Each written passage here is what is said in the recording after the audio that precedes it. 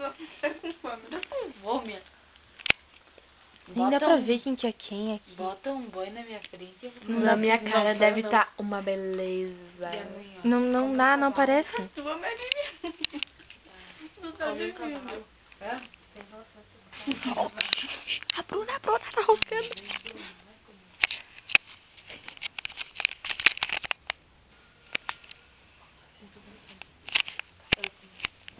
Ai, meu Deus. Não?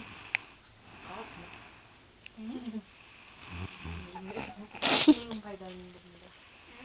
Minha mãe, mais que não sabe, minha mãe fica preocupada.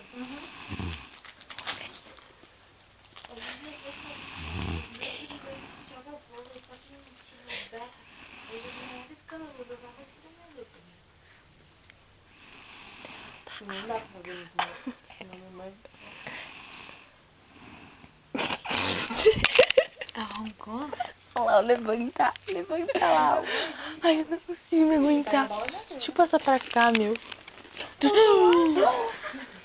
Opa.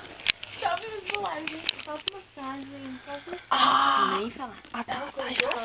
Senta na minha bunda. A Thay sabe fazer. Alguém faz massagem. Olha, daqui dá pra ver vocês. Não dá não. Mas eu comprar essas calças hoje. Que merda.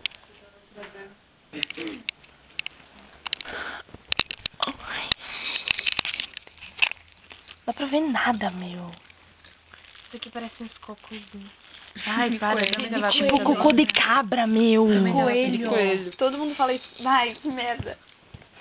É igual de coelho. Eu tinha uma coelha que se chamava Lili. Se chamava Pernalonga. Eu tinha um porcenteinho que se chamava Tutti Frutti. E uma chinchila que se chamava Miguelito. Chinchila e porquilândia. Olha ali, meu. Aham. Ih. Ah, é? Isso é? Tá claro. Tá afim? Ah, estou super afim de mim. Ah, tá. Você não vai dormir hoje. Eu vou falar pra minha mãe que eu dormi às 2 horas. Eu não. Eu vou falar que eu não dormi. Passei Ai, a os noite mães inteira não acordada. ficam bravos. Ela vai me olhar assim. Dá um. Vão fazer o quê? Vão proibir de fazer dormidão. É, sim.